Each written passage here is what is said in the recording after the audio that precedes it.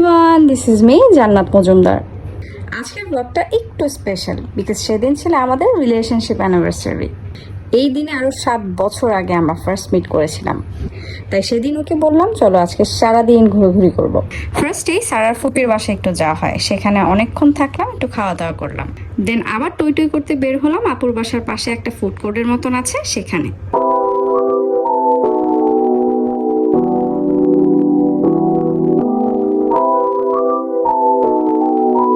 আমার যদিও বয়স হয়েছে আর এক বাচ্চার মা, বাট ভিতর থেকে আমি স্টিল আনিব্বি।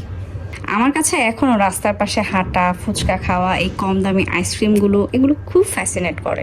বাট এসব আদিক্ষেতা দেখিয়ে তো আর লাভ নেই, যেহেতু সাথে একটা বেবি আছে, যেখানে সেখানে তো আর বসা যায় না। তাই পরে আমরা চলে যাই ফ্রাই বাকেটে। প্লেসটা বেশ বড়, বাচ্চাদের খেলার জন্য একদম পারফেক্ট।